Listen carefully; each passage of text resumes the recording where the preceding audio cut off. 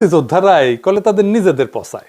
আপনারা সবাই দেখিছেন না যে এটা কইতেছে যে ফজা মুক্তিযোদ্ধা ছিল না, না দেখে থাকলে দেখেন। যে ফজলুর রহমান ভাই আমরা সম্মান করি, সে রাজনীতি করে, তবে তার কোনো চরিত্র আছে বলে আমি মনে করি না। একবার আওয়ামী লীগ, একবার হলো গামছা, একবার টেলিভিশন, এখন হচ্ছে ধানের শীষ।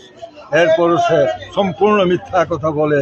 সে ছিল বিএলএফ, সে বিএলএফ ছিল, আমার ভাই বিএলএফ ছিল, আমার চাচাতো ভাই বিএলএফ ছিল।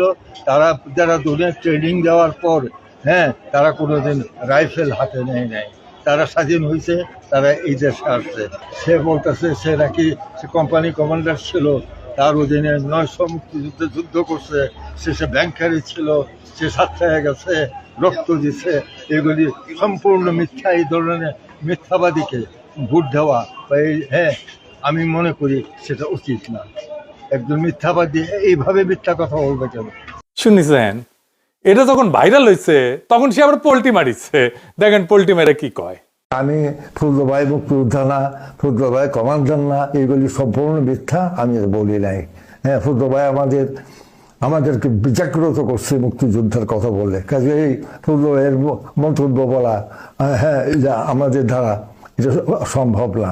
এই সাংবাদিক সাহেব আমার এই আগের আলাপ বাদ দিচ্ছে, পরের আলাপ বাদ দিয়া আমার উপরে এই কথাটি আর কি লাগাই সেরা এই জেনে আমার মান ইজ্জত নষ্ট করছে। ফজলু ভাইয়েরও ক্ষতি বা নষ্ট হয়েছে। নিজেই কইছে ফজা মুক্তিযোদ্ধা ছিল না, কমান্ডার ছিল না। আবার নিজেই কয় আমি কই নাই। বাটপার কেমন দেখেন। মানে মুক্তিযোদ্ধা হইলে কি বাটপার হইতে হয় নাকি? বাঁচাইছে যে বুড়া কয় নাই এগুলো এডিট করা যায়, অথবা এ আইডিয়া বানাইছে। যাই হোক, ফজার কথায় আসি। ফজা কইতেছে পাল বংশের রাজধানী নাকি বগুড়ার মস্তানগড় ছিল।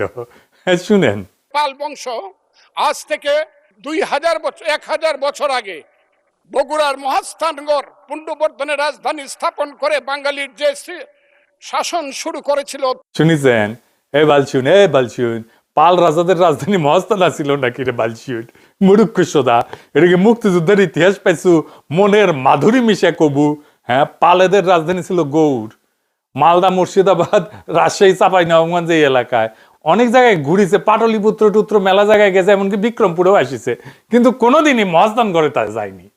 বরেন্দ্র অঞ্চলে ছিল, বরেন্দ্র অঞ্চল। ভুলভাল ইতিহাস করলে গেলে তোর ব্যবস্থা হবে, দাঁড়া তোর কি করা হবে সেটা পরে দেখাচ্ছি।